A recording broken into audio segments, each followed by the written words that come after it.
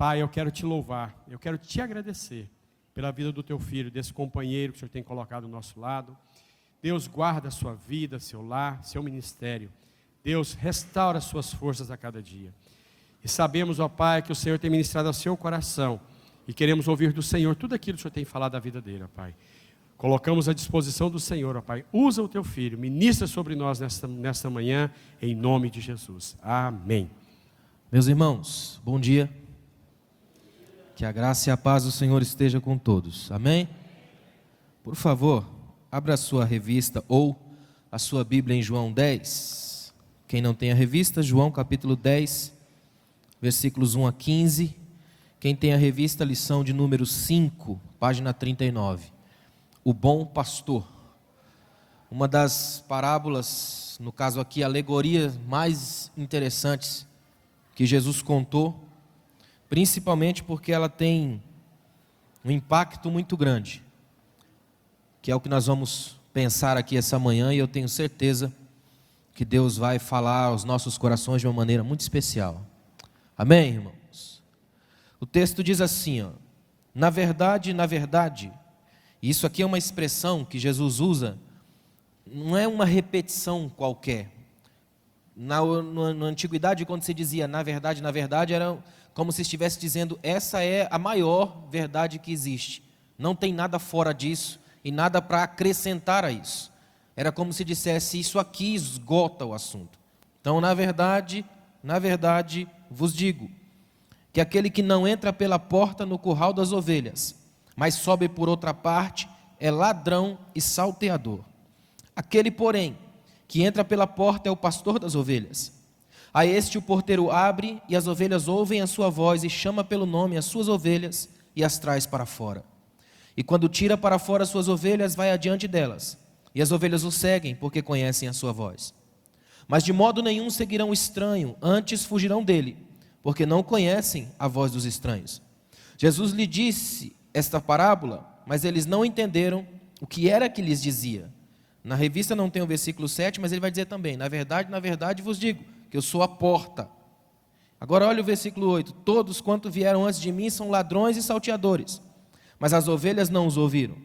Eu sou a porta, se alguém entrar por mim, salvar-se-á, entrará, sairá e achará pastagens. O ladrão não vem senão a roubar, a matar e a destruir. Eu vim para que tenham vida e a tenham com abundância. Eu sou o bom pastor dá a sua vida pelas ovelhas. Mas o mercenário que não é pastor, de quem não são as ovelhas, vê vir o lobo e deixa as ovelhas e foge. E o lobo as arrebata e dispersa as ovelhas. Ora, o mercenário foge porque é mercenário, não tem cuidado das ovelhas. Eu sou o bom pastor e conheço as minhas ovelhas, e das minhas ovelhas sou conhecido. Assim como o Pai me conhece a mim, também eu conheço o Pai e dou a minha vida pelas ovelhas. Amém. Eu vou ficar no texto hoje, amém, irmãos? Dentro desse texto aqui. Escuta uma coisa. Esse texto, como eu disse a vocês, ele é extremamente impactante, porque Jesus faz uma coisa aqui que não era comum. Logo no início, Jesus faz algo aqui absurdo. Jesus está batendo de frente com fariseus e escribas, que começaram a ridicularizá-lo por um milagre que ele operou no capítulo 9. Ele cura um cego de nascença.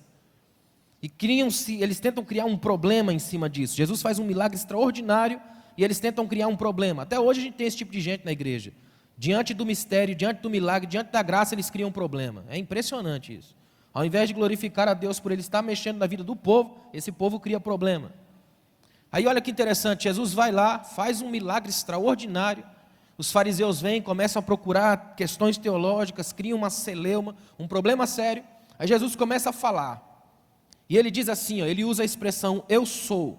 Quando eu dava aula de grego, os alunos traduziam muito essa expressão, porque no original grego, ego eimi, essa expressão eu sou, não é uma expressão que era usada na época. Ninguém usava essa expressão, porque essa expressão eu sou é a mesma de Êxodo capítulo 3, quando Moisés está conversando com Deus, se manifesta na sarça, e ele pergunta, em nome de quem eu vou? Qual é o teu nome? Deus fala para ele, eu sou o que sou. Ninguém judeu dizia isso, eu sou, porque era para o judeu considerado extremamente arrogante, era querer se colocar no mesmo nível de igualdade de Deus, e Jesus faz isso, e não é a primeira vez. Ele vai dizer: eu sou o caminho, eu sou a verdade, eu sou a vida. Ele vai dizer: eu sou a porta, eu sou o pão, eu sou o pastor. Ou seja, Jesus está definindo uma coisa aqui para nós que precisa ser ponto pacífico, verdade das verdades. Não existe concorrente para Jesus. Ele é o que é e ponto. Não há outro. Não existe outra rota, não existe rota de fuga, plano B. Ele é e ponto. Goste a gente ou não, é ou não é? Porque nem sempre a gente gosta do que Jesus faz. Tomara que você não desvie com o que eu vou dizer, mas em certos textos Jesus é extremamente irritante para nós. Ele desmonta as nossas expectativas. Por exemplo, ele faz festa para o filho pródigo que chegou, não para o que estava em casa obedecendo o pai. Até hoje a gente fica meio com o pé atrás com as histórias de Jesus.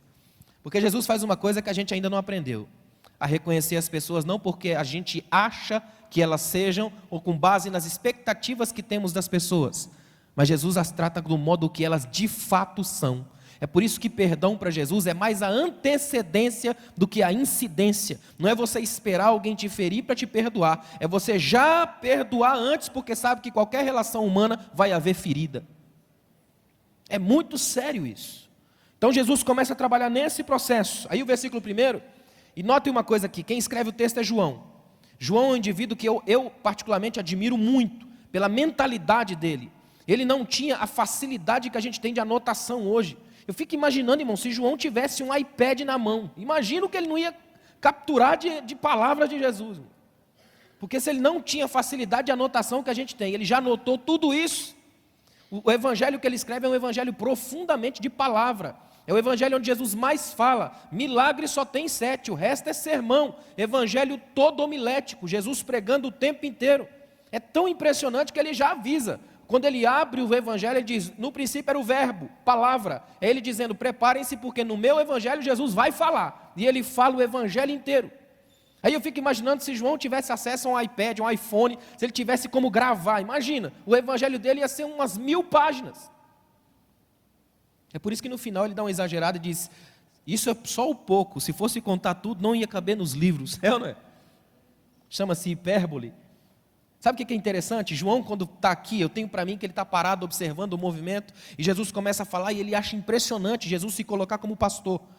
O texto vai dizer que as pessoas ali não entenderam, não captaram o código teológico cifrado, daí a alegoria que o texto coloca, mas compreenderam perfeitamente bem a imagem do pastor, porque a imagem que mais existia na época era pastor.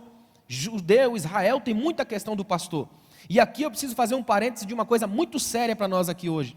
Se existe um título, vamos dizer assim, ou uma função que tem perdido muito do seu brilho, do seu prestígio, é a função do pastor.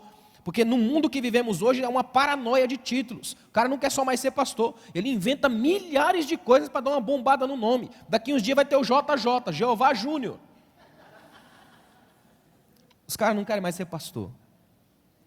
E ser pastor, irmãos, não é nada extraordinário, mirabolante, mas é a coisa mais linda que existe, porque te deixa muito parecido com Jesus, com Moisés, com Davi, com gente com quem Deus andou, gente que tinha um coração da simplicidade e a capacidade absoluta de dar a vida em resgate de muitos. Isso é o chamado. No versículo 1, Jesus fala assim: na verdade vos digo, que aquele que não entra pela porta no curral das ovelhas, mas sobe por outra parte, é ladrão e salteador. Só esse versículo aqui dava para dar essa aula inteira. Porque aqui João colocou tudo. Está tudo resumido aqui. Outra coisa que eu acho impressionante de João, ele antecipa o Twitter. Ele escreve em 140 caracteres. Cada um desses versículos dá para colocar no Twitter. Ele coloca aqui, ó, olha que impressionante. Ele fala assim, ó, aquele que não entra pela porta. Ele está dizendo que existe possibilidade de entrar no curral sem ser pela porta. Só que o problema é que quem faz isso faz pela via da marginalidade, é marginal, daí bandido. Nesse texto ele vai colocar 2 dos termos gregos usados para bandido em toda a Bíblia.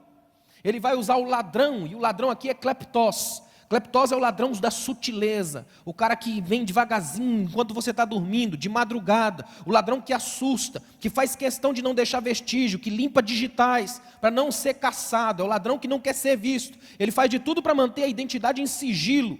Só que aí João vem e coloca também que ele é, além de ladrão, ele é salteador, e salteador aqui é o lestai é terrível.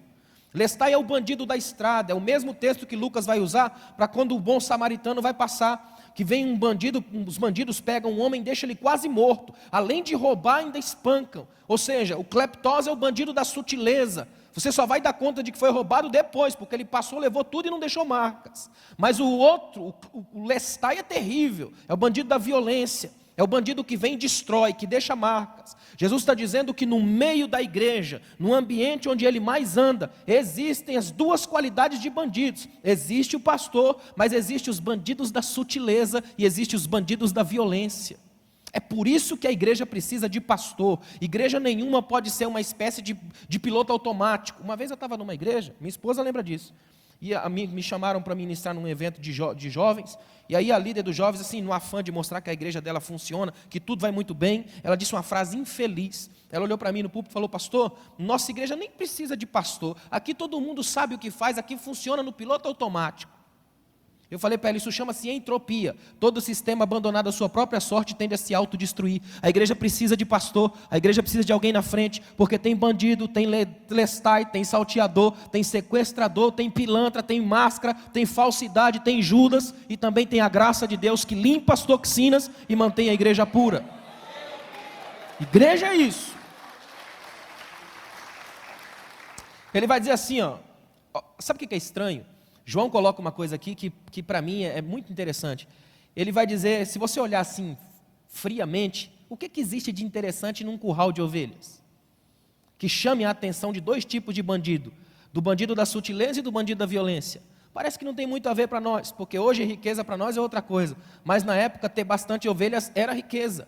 Porque ovelha tem a lã, tem a questão do leite, tem a questão da carne, tem uma série de coisas. Até hoje, no mundo, existe um vastíssimo mercado de ovelhas. Para vocês terem uma noção, 2012 foi chamado pela nossa convenção de Madureira aqui no estado de Goiás, foi chamado o ano da ovelha perdida. Então eu aproveitei o ano inteiro para pesquisar a questão das ovelhas. Conversei aqui no estado de Goiás, Tocantins e tudo mais, com vários homens que trabalham com ovelhas, que têm criadores de ovelhas. Descobri que existe até uma revista voltada para o público criador de ovelhas chamada O Berro. Consegui 42 edições da revista. Trabalhei, fui pesquisar. Algumas coisas são impressionantes do trato da ovelha com o pastor. Daí a importância de Jesus usar a ovelha como metáfora, parábola ou alegoria do contato da ovelha com a igreja. É extremamente interessante isso. Tem um vasto mercado e milionário em torno da ovelha. Ou seja, existe um valor no curral. Por isso que chama a atenção dos ladrões. E o pior não é isso. É que a ovelha não é apenas alvo de bandidos, mas também alvo de mercenários, que são os indivíduos que são pagos para trabalhar pela ovelha dos outros. Então, para ele, mais valoriza a vida dele e o salário dele do que as ovelhas do outro. Quando ele vê o lobo, sabe o que ele faz? Vaza, porque ele não quer gastar a vida, uma vez que as ovelhas não são dele. Ele só recebe salário. Tem também o lobo, e o pior não é isso. O pior é que a ovelha, ela tem uma série de predadores. Ovelha tem lobo, que pode pegar, cachorro do mato, gavião. Tem uma série de animais que vêm contra ela. Porque, por incrível que pareça, ela é frágil, ela é dócil, e a carne dela, para eles, é o melhor churrasco que existe. Ou seja, ovelha só tem problema. Ovelha dá problema. Mas ovelha tem pastor. Irmãos, até hoje nós somos alvos dos ataques e das agressões do mundo. O mundo olha para nós como um curral valiosíssimo. Aqui dentro o diabo tenta infiltrar seus mercenários, tenta colocar seus bandidos, seus violentos. Aqui dentro vai se levantar o apóstolo Paulo em Atos capítulo 20, conversando com os anciãos da igreja de Éfeso. Ele fala: eu sei que depois da minha partida, dentre vós surgirão lobos cruéis que não pouparão o rebanho. A igreja sempre esteve sob ameaça, sempre esteve ao alcance do olhar do lobo. A igreja sempre foi alvo do ataque de gente que olha para a igreja como fonte de lucro. Mas enquanto existir pastor, as ovelhas vão reconhecer a voz dele e vão manter intimidade absoluta com ele. Se você quer ficar no rebanho de Jesus, reconheça a voz do seu pastor. Deixa eu fazer um parênteses aqui para dizer uma coisa sobre a questão do ouvir. Ovelhas têm um sério problema nos olhos. O olho da ovelha são um dos seus órgãos menos fortes. Você tem uma noção? Existem mais de 150 tipos de doença que atingem os olhos das ovelhas. De dermatite pustulenta contagiosa até uma coisa chamada entropia, que faz as pálpebras dobrarem para dentro, furando a retina, causando cegueira. A ovelha tem um problema sério nos olhos, enxerga no máximo 10 metros, não tem muito disso. Só que numa espécie de compensação fantástica da natureza, o ouvido é extraordinário. Ela escuta com perfeição, distingue infinitamente mais do que o ouvido humano, questão de sons. Daí a capacidade que ela tem de desenvolver uma intimidade do ouvir com a voz do pastor. Não apenas a voz, mas às vezes o som. Eu tenho um amigo em São Paulo que trabalhou durante muitos anos numa casa de recuperação. Ele foi para lá, se recuperou, depois virou um obreiro da casa de recuperação. E a casa de recuperação tinha algumas ovelhas, mais ou menos umas 100 e poucas. E ele contou que tinha um pastor que pastoreava essas ovelhas. E esse pastor precisou tirar férias, chamou ele e falou: você vai ficar 1 mês e meio comigo, todo dia você vem aqui, participa para as ovelhas se acostumarem a você, e eu vou te ensinar uma técnica. Porque ele olhou assim, nas ovelhas espalhadas no pasto, e ele disse: às 5 horas da tarde, eu faço um barulho aqui, elas vão entrar no curral. Olha que interessante. E ele pensou assim: deve dar um trabalho imenso para uma por uma dessas ovelhas entrarem, como é que faz para juntar? E ele disse: é muito fácil. Ele pegou um balde, colocou umas pedras dentro do balde, tampou o balde e fez um barulho assim, no que ele rodou, que fez aquele barulho, uma por uma das ovelhas vieram em fila e entraram no curral, estavam acostumadas àquele som. Aí ele colocou a mão no ombro do meu amigo e falou assim: é isso que você vai fazer todos os dias às 5 horas, roda o balde que elas vêm. E ele disse que começou a chorar e disse: exatamente foi isso que aconteceu com a gente. Em algum lugar da vida, um dia, Deus rodou o balde, a gente escutou e veio seguindo na direção dele até entrar no curral e ser alcançado pela graça de Deus. A ovelha tem uma dimensão de sensibilidade com ouvir. Isso é extremamente importante. É por isso, por exemplo, escuta bem o que eu vou te dizer, que no Salmo 23 tem uma imagem aparentemente contraditória. O Salmo 23 diz assim: a tua vara e o teu cajado me consolam. Lembra dessa frase? Alguém aqui já viu um cajado consolar? Você consolaria alguém com cajado, irmão? Não é contraditório? Agora é interessante, geralmente os pastores iam na frente, o texto diz, o pastor vai adiante das ovelhas, e ele vai sempre falando ou cantando, provavelmente no caso de Davi cantando, e as ovelhas acostumadas ao som de sua voz vão seguindo atrás. Só que o problema é que no caso de Davi, pastoreava ovelhas no deserto, e deserto tem escassez de água e comida. Pastorear no deserto significa que de vez em quando você tem que viajar à procura de água e comida. E toda viagem pelo deserto é perigosa. Primeiro porque onde tem ovelha tem lobo. E ele fica só no aguardo de que algum membro mais fraco do rebanho se afaste, que é para ele abocanhar. Segundo, porque tem distrações. A ovelha está vindo aqui, de repente ela começa a se encantar com a paisagem, e fica olhando para a paisagem e o pastor vai embora. E se ela perdeu a voz, acabou-se, porque o pastor vai embora e o lobo que está no encalço mata. Ou pior ainda, uma das ovelhas começa a olhar para a paisagem, aí vem uma segunda e começa a olhar também, e uma terceira, e quando pensa que não, tem um rachazinho do ministério. Chama-se rebelião. Sempre começa com a distração da paisagem. O que o pastor fazia? O pastor, de vez em quando, no caminhar, ele tinha que parar e olhar para trás. Identificava a ovelha, líder da rebelião. Se você tiver com isso na mente, fique esperto. Ele já identificava a líder da rebelião, trazia na frente, colocava na frente do rebanho. E todo o rebanho ali parado. E ele pegava a vara, que era um pedaço de pau de mais ou menos 1 metro, ou o próprio cajado, geralmente o próprio cajado. E com força batia na perna da ovelha. Ela tombava, trêmula, o olhar assim esbugalhado, desesperado, uma vez que ela jamais tinha visto o pastor nervoso. Imagina. E ela desesperada, só que aí o pastor fazia uma coisa interessante. Todo dia de manhã, ele pegava óleo, passava na perna, fazia uma espécie de mobilização. É o texto bíblico: faço a ferida e sararei, diz o Senhor.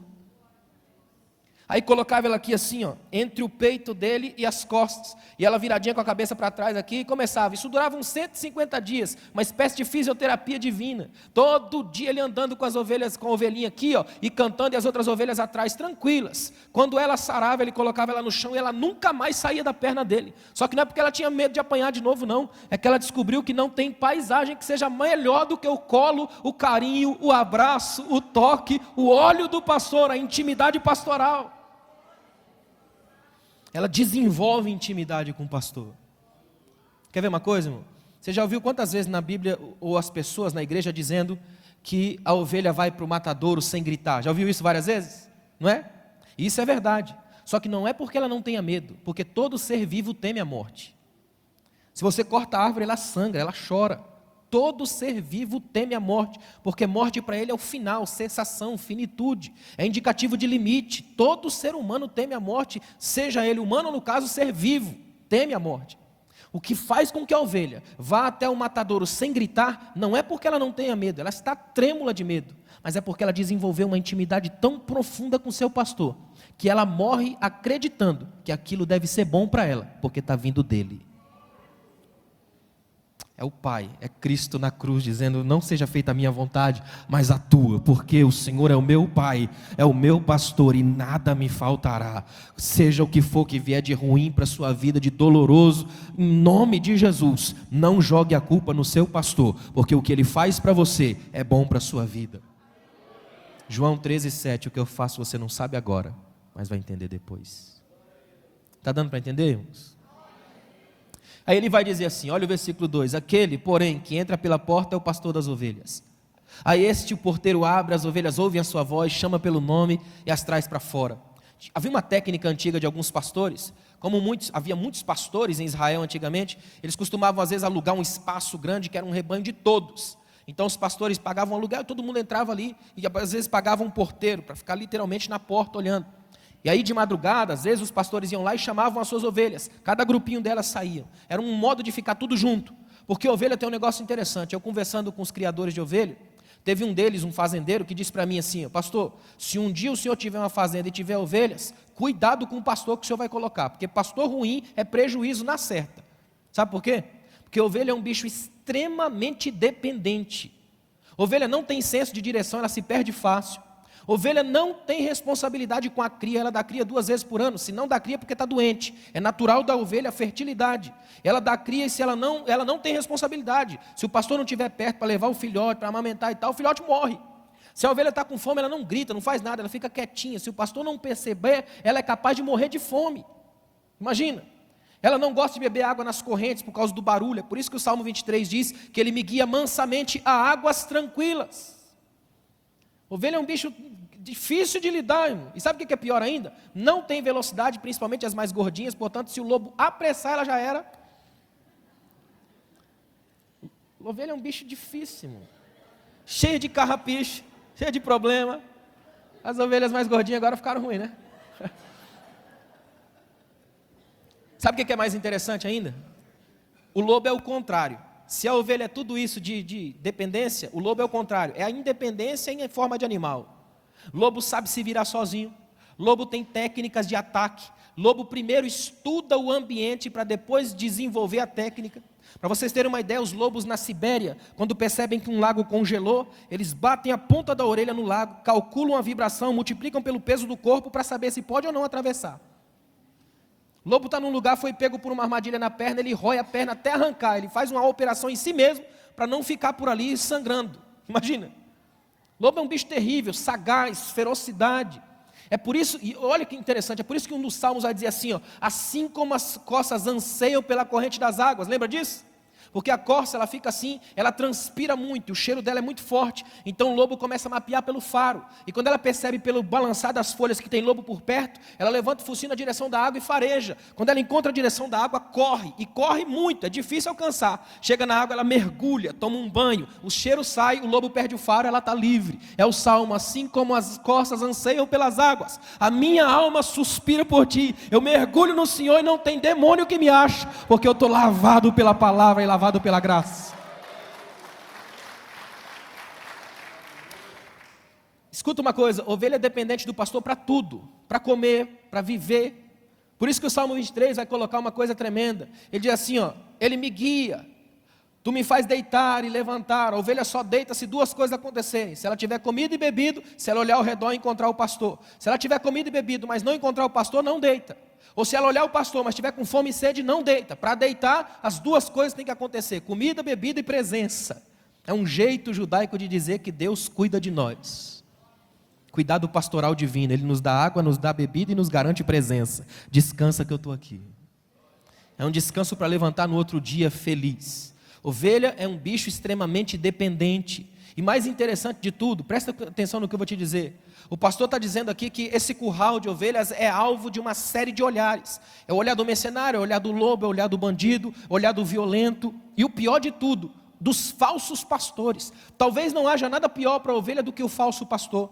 Porque o pastor abençoado vai gostar dela, vai travar uma relação com ela, vai ser amado, conhecido e conhecê-la, é capaz de dar a vida por ela, mas o falso pastor é o contrário. O falso pastor vai dar problema, vai dar prejuízo, o falso pastor não liga para a vida dela, o falso pastor é um problema gritante. Aliás, ao longo da história, é sempre um perigo os falsos. Por isso que Jesus disse que ele é o bom pastor, porque existem os pastores ruins. É perigoso demais lidar com a falsidade. Quer ver uma coisa? A muralha da China foi transposta sempre que alguém subornou os guardas. Judas estava na mesa da ceia com Jesus. Sempre tem um falso. É isso que a Bíblia, por isso que eu gosto da Bíblia. A Bíblia é honesta o suficiente para não dizer que todo mundo na igreja te ama. A Bíblia é honesta o suficiente para dizer que às vezes na mesa da ceia pode estar seu inimigo, que às vezes dentro do templo você é alvo dos bandidos. É por isso que Jesus vai dizer, olha que tremendo, Jesus vai dizer quando ele fala, quando ele chega no templo, vira a mesa dos cambistas, faz um espetáculo, joga o povo tudo para fora. Ele diz, vocês transformaram a casa do meu pai num covil de ladrões, toca das feras. Sabe qual é o termo que Jesus usa ali? Lestai, o mesmo termo dessa parábola. Vocês são bandidos. Olha o que Jesus está dizendo, para dentro do templo. Jesus está dizendo para os viajantes, quando você sai da sua casa para vir aqui, corre o risco de ser assaltado 2 vezes. Se escapar dos bandidos da estrada, não escapa dos bandidos do templo. É por isso que nós precisamos tanto viver a verdade, irmãos. Que é para que esse irmão que esteja sentado do nosso lado saiba que em nós pode confiar, porque aqui existe um homem e uma mulher de verdade, que podem te abençoar e que podem ser de fato um canal de Deus para a sua vida. Porque falsos pastores promovem a desgraça do rebanho. Tem um escritor que diz que o pastor que ajuda o lobo condena as ovelhas. Olha o que Jesus vai dizer. O texto, eu estou indo pelo texto, porque quem não tem revista acompanha mais fácil. Olha o que diz aí o versículo 4. Quando tira as ovelhas para fora, vai adiante delas. E as ovelhas o seguem porque conhecem a sua voz. Mas, versículo 5, de modo nenhum seguirão o estranho. Antes fugirão dele, porque não conhecem a voz dos estranhos. Aqui tem uma coisa interessante. Ovelha, presta atenção no que eu vou te dizer aqui. Ovelha, quando ela começa a se afastar, ela vai ficando até mais velha, com mais experiência, ela já fica mais de longe. Então o cara que é meio desavisado pensa, vou criar um mecanismo aqui, vou chamar essa ovelha, ela vem, não vem. Quanto mais proximidade ela tem com o pastor, mais ela confia na voz e no som dele. Ela mantém essa confiança. Isso aqui é extraordinário, para a gente entender algumas verdades que são fundamentais aqui hoje. Quanto mais tempo você tem de relação com Deus, mais difícil fica ser enganado pela voz do inferno. Sabe o que é interessante aqui? Jesus está dizendo uma coisa que ele viveu. Olha para mim para você entender. Quando Jesus sai das águas batismais, lá em Lucas capítulo 4, a Bíblia diz que a voz do céu vem e publicamente diz, tu és meu filho amado.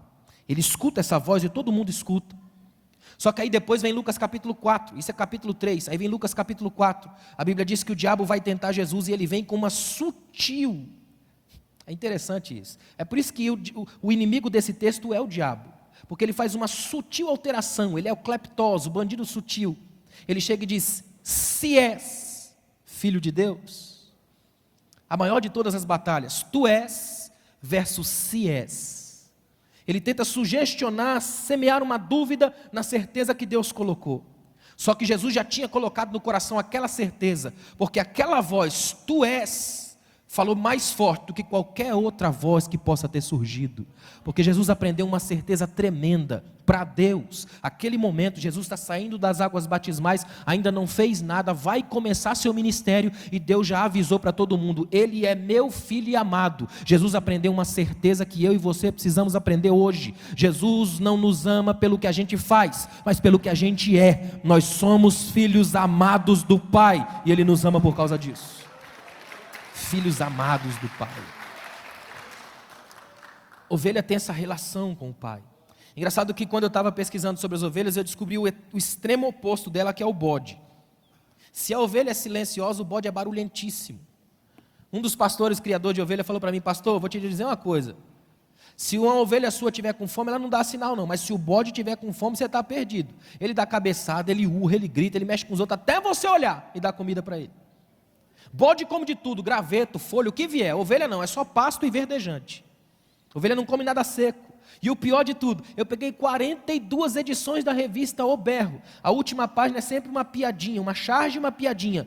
Nessas 42 edições não tinha uma piada com ovelha, só bode, porque ovelha não tem graça. Ou seja, a ovelha que é fashion demais, aparece demais, não é ovelha, é um bode disfarçado.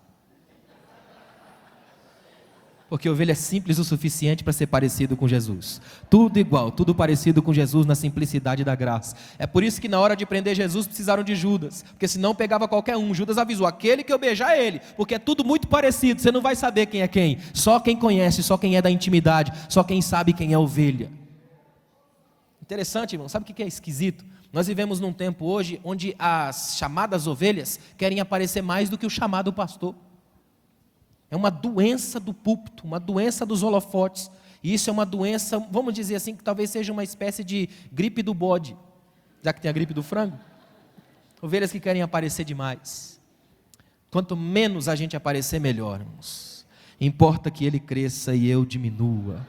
Quanto menos a gente aparecer, melhor. Quanto menor for, mais cabe no colo do pastor, no abraço dele, no contato da graça de Deus. Aí vem o versículo 6, Jesus fala assim, ele fala essas parábolas, mas eles não entenderam o que lhes dizia. E o versículo 7, que não está aí, vai dizer, na verdade vos digo, eu sou a porta. Jesus está dizendo uma coisa para os fariseus, está dizendo assim, ó, esse pessoal que se veste bem, que fala bem, que tem todo um movimento, mas não faz parte de mim, porque a preocupação deles não é com as ovelhas, é com o lucro, é com o que eles podem amealhar ao longo da vida, com o que podem ajuntar. O que Jesus está dizendo para nós através dessa parábola hoje é muito sério. Que nós estamos aqui na igreja acima de qualquer coisa, porque somos ovelhas de Jesus. E isso significa que nós estamos sob o cuidado dele, mas sob ameaça. Enquanto estivermos no mundo, estamos sob ameaça. Irmãos, o mundo, a W. Tozer escreveu um livro assim, ó, Mundo, parque de diversões ou campo de batalha? É verdade, não é um parque de diversões. A igreja não está no mundo a passeio, ela está no mundo em guerra, ela vive contra as distorções e as crises. Lutamos contra principados, potestades, domínios, governos, controle e tudo mais. E o pior, lutamos contra as invasões de dentro. Talvez não haja nada pior do que lutar contra os de dentro. Porque, escuta o que eu vou te dizer, traição sempre pressupõe intimidade. Você nunca vai ser traído por quem não te conhece, até porque você não pode esperar isso de ninguém. Agora, dos que te conhecem é cruel, é ou não é? É por isso que traição dói tanto. Porque quem te traiu, um dia teve seu coração na mão. No Salmo 52, por exemplo, Davi vai começar, 54 se não me engano, Davi começa a falar e ele vai desenvolver uma conversa em cima, é uma época onde ele está fugindo de Absalão. Absalão, seu próprio filho, tomou o trono. E o pior, a primeira coisa que fez foi pegar para si o conselheiro de Davi, Aitofel. E aí Davi começa a escrever e fala, tuas palavras eram como manteiga nos meus lábios. Tu és um homem que tem palavras lindas na boca, mas a guerra no coração. Eu ia para a casa de Deus contigo, a gente se apresentava no culto junto, e você se levantou contra mim. Você imagina o que é Jesus estar na mesa da ceia, sentado com seus discípulos, servindo o pão, o cara bota a mão no prato dele, come junto, de repente ele fala assim, um de vocês é um demônio. Eu gosto da simplicidade seca de Jesus. Jesus tem uma coisa meio Amós, ele é duro, irmãos, curto e grosso. Por exemplo, alguém chega para ele e fala, Senhor, Herodes quer falar com o senhor. Ele fala para aquela raposa. Imagina, Jesus tinha umas capacidades assim de vez em quando puxar o tapete da vida. E ele chega no meio da mesa da ceia, todo mundo ali na ceia, quem sabe cantando vem cear, o mestre chama, e ele fala assim, ó, um de vocês é um bandido, um de vocês é um demônio, é a palavra que ele usa. Imagina. Só que Jesus não diz isso, é tipo assim, um de vocês é um demônio. Porque fica um olhando para o outro, quem que é? Olha para Pedro, olha para João, todo mundo ficou sob estigma. Aí a Bíblia diz que quando o diabo encheu o coração de Judas, ele saiu. Quando ele saiu, o termo bíblico coloca uma frase, e era noite. Sempre que é noite, os filhos das trevas se revelam. Então ele sai. E quando ele sai, a Bíblia vem com uma das coisas mais tremendas que existe, João capítulo 13. Jesus diz assim, ó, novo mandamento vos dou. Judas não teve acesso ao novo mandamento, já tinha saído. Isso é coisa dos 11. E 11 para o judeu é um número triste, porque é 12 menos 1, a quebra da totalidade. É sentir a falta do que foi. É por isso que Jesus vai dizer, os 11 estavam com ele na Galileia. Ele chega e diz assim, ó, novo mandamento vos dou. Amai-vos, como eu vos amei. Eu tenho que dizer uma coisa muito séria a você aqui essa manhã. Nós estamos aqui numa reunião de intimidade. Isso aqui é uma reunião de intimidade. Jesus precisa que você saia daqui para ele abrir o coração, ou ele pode abrir o coração com você à mesa. Você faz parte das ovelhas de Jesus? Ou faz parte dos bandidos da sutileza? Quem é você aqui hoje, junto dos irmãos da fraternidade? É fácil a gente descobrir isso. João 3,16, tudo quanto é crente que eu conheço na face da terra sabe, não sabe? João 3,16, porque Deus amou o mundo e o resto vem na cabeça, não vem? Programação neurológica cristã, é fácil. O problema é 1 João 3,16, lembra? Nisto conhecereis o amor, que Jesus Cristo deu a sua vida por nós, e nós devemos dar a nossa pelos irmãos. Aí já é mais difícil. Jesus chega para os discípulos e fala assim, ó, olha para mim aqui, ó, você sabendo de tudo que eu disse até aqui, que a ovelha é frágil, que a ovelha é dependente, que ela está sempre próxima do lobo, que o lobo pode destruir ela com facilidade. Jesus olha para os discípulos e fala, eu enviarei vocês como ovelhas no meio de lobos. Está mandando para onde, irmão? Hein? Para a morte, para hoje, dia 2 de novembro. Não? Sabe o que o texto está dizendo? Que o primeiro sinal de que nós somos ovelhas de fato de Jesus é se estamos dispostos a nos doar em resgate do mundo. Porque quem não sangra, não morre no reino, não pode se doar pelo mundo. Só quando o grão de trigo cai na terra e morre, é que ele frutifica. Seu primeiro chamado aqui hoje é morrer. Quando você morre para o seu ego, para o seu orgulho, para a sua doença de possuir, é que você cresce e pode ser chamado de ovelha do rebanho de Jesus.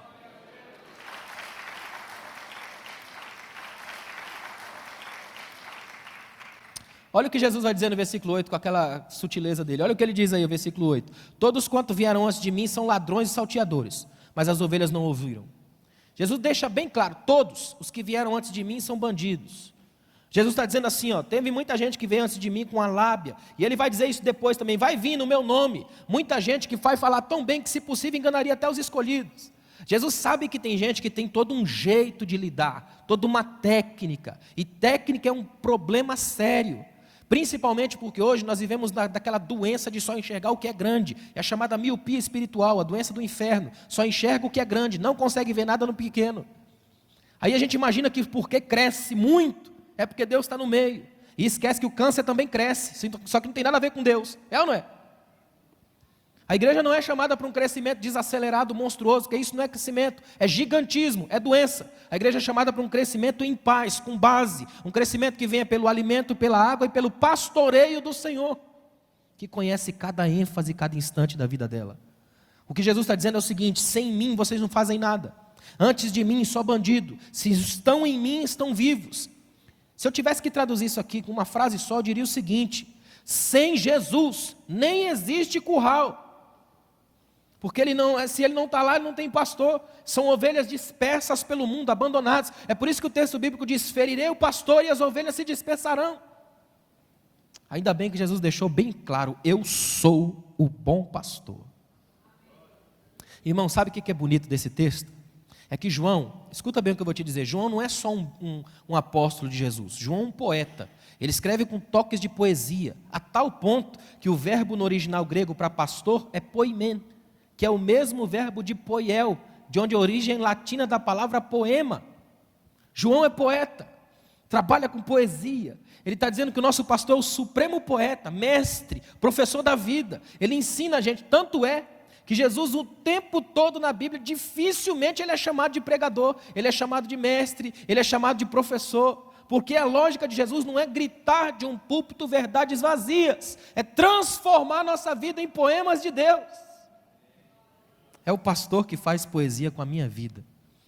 Olha o que diz o versículo 9. Eu sou a porta. Se alguém entrar por mim, salvar-se-á, entrará, sairá e achará pastagens. Jesus coloca aqui uma sequência de verbos. Entrar, sair, achar, encontrar. Ele está dizendo o seguinte, quem está em mim faz a vida fluir. Consegue ir e vir, entrar e sair. Esse entrar e sair, que parece uma coisa tão simples, não é não. Tem gente que entra na igreja, sai e nunca mais consegue voltar. Ou pior ainda, tem gente que consegue entrar, mas não consegue sair. Você sabia que tem gente que entra na igreja abençoado e sai daqui demonizado? A Bíblia mostra isso em Marcos capítulo 3. É sábado, dia sagrado do judeu, sinagoga, lugar sagrado do judeu. Jesus está lá e a Bíblia diz que entra um homem com a mão ressequida, mirrada. Só que aquela é uma cultura agrária, que você usa a mão para trabalhar. Então um homem com a mão ressequida é visto, do ponto de vista da sociedade, como um problema social. É um cara que vai viver o resto da vida do governo, vai viver de Bolsa Família a vida toda. Então quando ele chega no culto com a mãozinha ressecada, o judeu dá aquela olhada e pensa assim: o cara vai estragar o culto da gente. Aqui no nosso culto todo mundo é bonito, arrumado, tudo ajeitado, com roupa bonita. E esse cara chega com essa mão estranha dele, aí vai para o canto, fica no canto lá, fica do lado dos desesperados, na marginalidade do culto, oculto no culto. E ele fica lá no canto. Aí a Bíblia diz que Jesus vem, olha que extraordinário. Jesus entra na sinagoga e antes de curar, Jesus traz o homem para o meio. Pensa numa coisa que deu raiva nos homens. Jesus olha assim e fala: esse da mãozinha aí, ó, vem para o meio.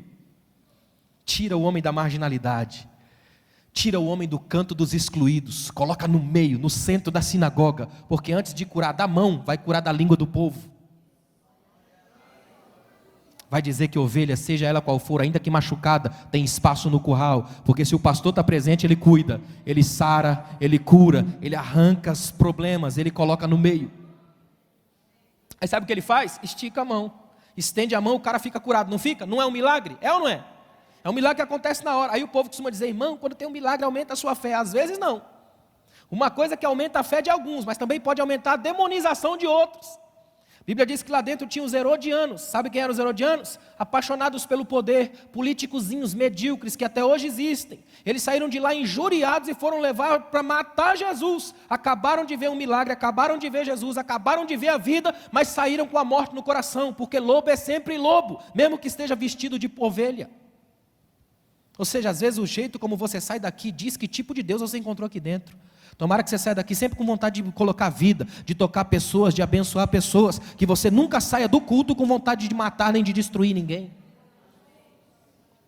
Olha o que diz o versículo 10: o ladrão não vem senão a roubar, matar e destruir, mas eu vim para que tenham vida e vida em abundância. Para mim, esse é um dos versículos mais estranhos da Bíblia, porque até hoje é difícil encontrar em muitos crentes a tal vida abundante que a gente vê aqui. Porque tem crente que ele vive de uma vida angustiante, horripilante e chata. Você já viu uns crentes que você conversa com ele e dá vontade de desviar? Não tem, irmão? Porque olha para mim aqui, irmão. Problema a gente vai ter a vida toda. A vida é feita disso. Nunca existiu vida sem dor. Só que também nunca existe dor que dure a vida toda. O padrão é Salmo 30, verso 5. O choro pode, possibilidade. Não diz que vai, diz que pode durar uma noite. Certeza, a alegria vem pela manhã. A lógica é que o crente chora, mas não para sempre. Porque a noite não dura a vida toda. De manhã nasce o sol. Não tem nada pior do que crente que reclama a vida inteira. Ele passa o ano inteiro em campanha, cruzada, cruzeiro, campanha, tudo. Menos cruz, Cristo e caráter. Vive de uma espiritualidade perigosa, o tempo todo, sempre procurando alguma coisa. Você já viu gente que causa problema o ano inteiro na igreja? Pastor, eu preciso falar com o senhor. O pastor fala: meu Deus do céu, de novo, irmão. O que é, irmão? Pelo amor de Deus. É gente que não consegue viver em paz. Sabe por quê, irmão? É isso que o texto está dizendo aqui, ó. Falta vida abundante. Sabe o que é vida abundante no original? Vida plena, plenitude. Sabe o que é isso aqui? Prosperidade. E sabe o que é prosperidade? Estado de equilíbrio. Porque não adianta ter dinheiro se você não tem saúde. Não adianta ter um colchão extraordinário se você não tem sono. Não adianta ter a mesa mais bonita da casa se não tem comida. Não adianta morar num condomínio extraordinário se você não tem comunhão com a vida. A ideia do texto é vida em abundância. Significa que qualquer dia para você é o dia que Deus fez, e nele eu me alegrarei, porque o Senhor está comigo, é o meu pastor e nada me faltará.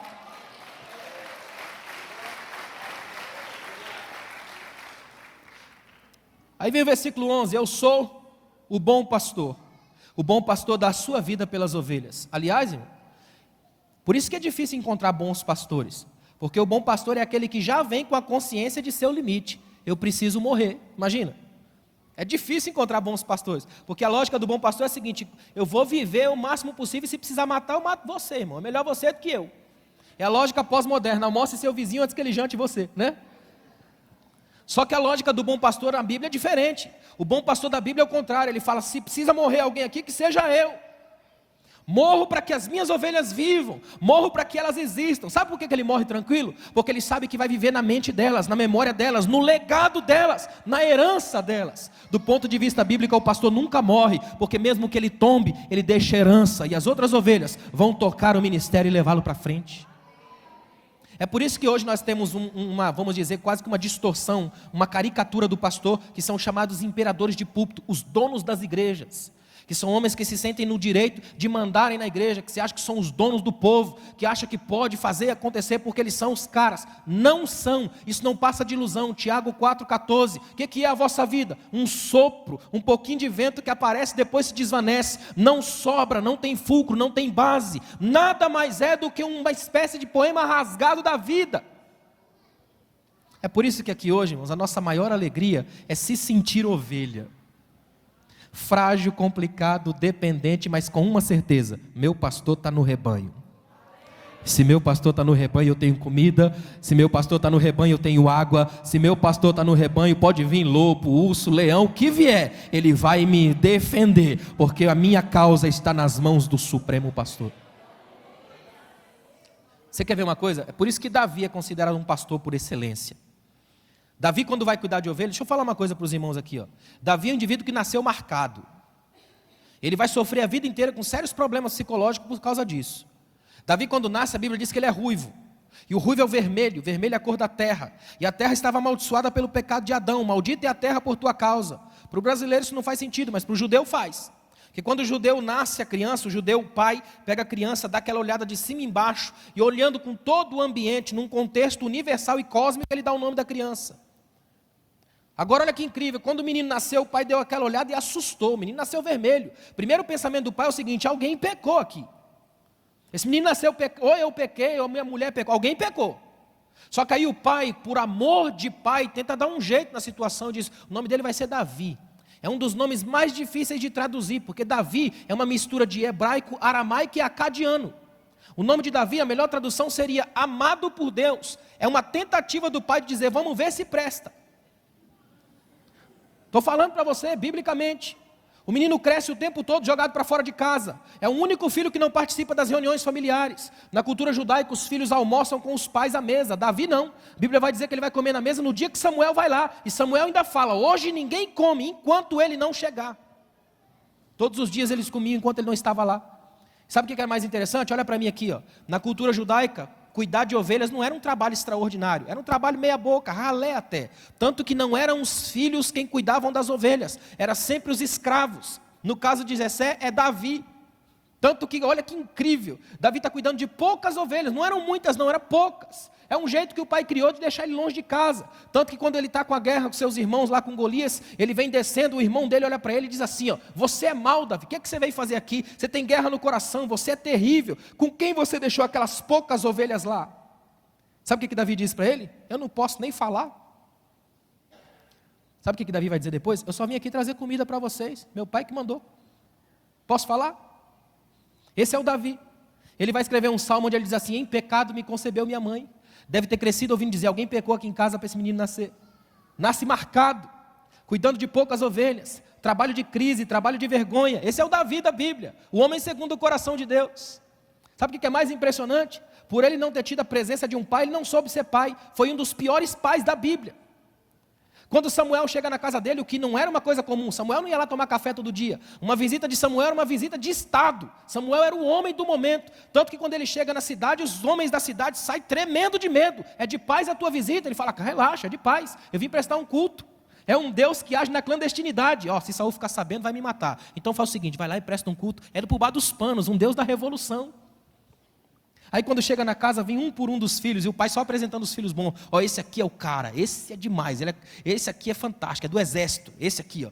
Aí Deus fala: esse aí não. Então, próximo, esse aqui luta MMA, olha o cara, olha o tamanho. Não, isso aí também passa. Esse aqui é muito bom, esse é o cara. Não, também passa. E vai passando todo mundo. Aí Samuel pergunta assim: acabaram os meninos? Sabe o que o pai diz? Qualquer outro pai diria: não, ainda tem mais um, chama-se Davi, está no campo. Mas o pai diz: falta o menor. Menor no hebraico é hakaton, um termo pejorativo. Se eu fosse traduzir para você aqui hoje, era mais ou menos assim, ó: esses aí que eu passei são os caras, aquele lá é tipo um pacoteiro de mercado, não vai dar. Ó, te mostrei cara do exército, do MMA, aí você vai, menor. Só que sabe o que é interessante? A Bíblia diz que os olhos de Deus estavam em Davi. Porque Deus gosta de ovelhas. Deus não chama para a guerra nem bode, nem cavalo, nem imperador. Deus chama ovelha. Pastor de ovelhas. Sabe o que Deus viu em Davi? Um coração pastoral. Irmão, Davi tinha tudo para ser o rei do tédio. Está no deserto, sem ver nada, só ovelha, mas ele pega todo aquele momento que não tem nada para fazer e começa a criar salmos. O Senhor é o meu pastor e nada me faltará. O que eu faço com as ovelhas, Ele faz comigo. Quando ele vai lutar com Golias, sabe o que ele fala para Saul? Eu estava cuidando das ovelhas do meu pai, quando veio um urso, sabe o que eu fiz? Matei. Eu poderia ter deixado ele matar, estou lá jogado, mas não. Eu tenho uma responsabilidade com elas, e eu vou defendê-las, porque sou o pastor delas. O que Davi fez lá, Jesus fez na cruz. Deixou-se rasgar-se por mim e por você, para que hoje a gente estivesse aqui livre, e pudesse adorar ao Deus que é pastor das nossas almas, supremo guia das nossas vidas.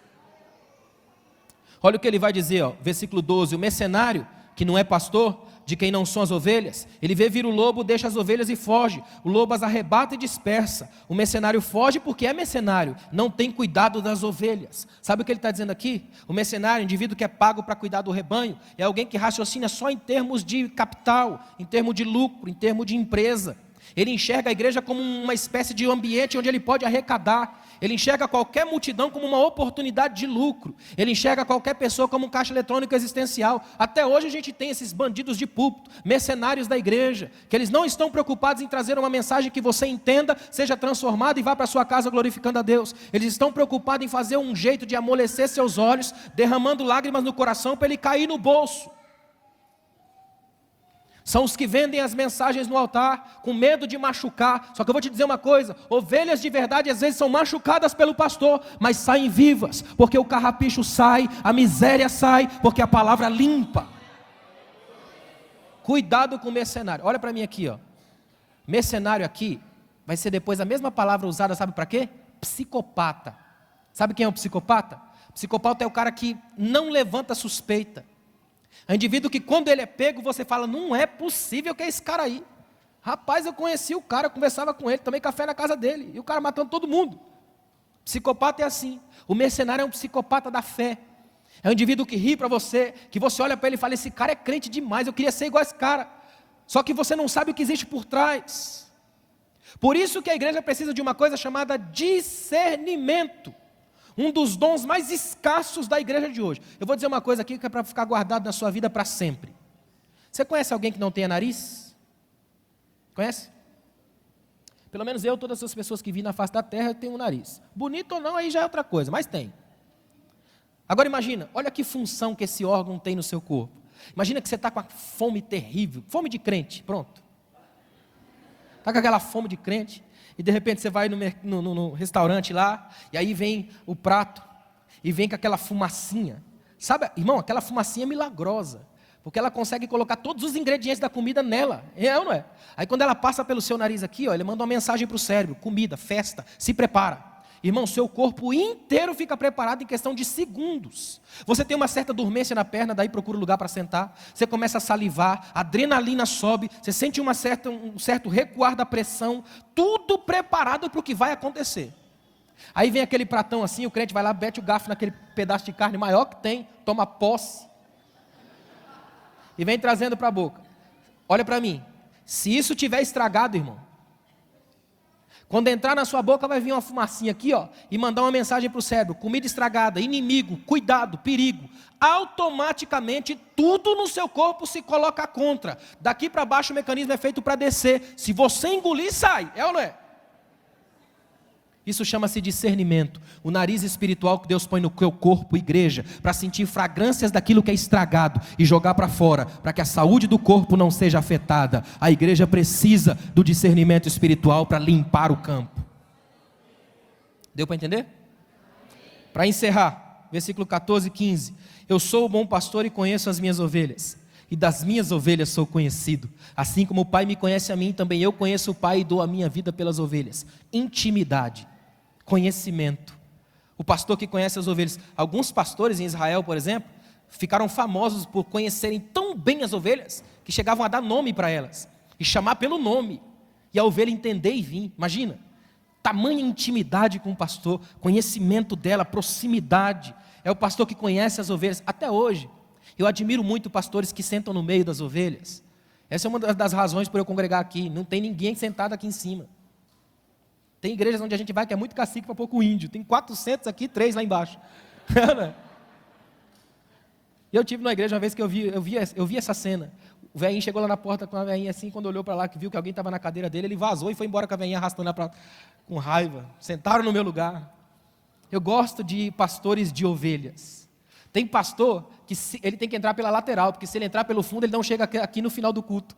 Porque ele para conversar com todo mundo, ele conhece todas as ovelhas, ele é abraçado pelas crianças, ele é beijado pelos mais velhos, até ele chegar aqui acabou o culto. Como é bom isso. Pastores de ovelhas, que conhecem gente, que gostam de gente, que andam com gente. Eu aprendi uma lição, talvez até já tenha contado aqui, se contei, vou contar de novo. Mas olha que tremendo, foi uma das lições mais tremendas do meu ministério. Eu fui ministrar numa igreja, numa cidade chamada Presidente Alves, interior de São Paulo, cidadezinha.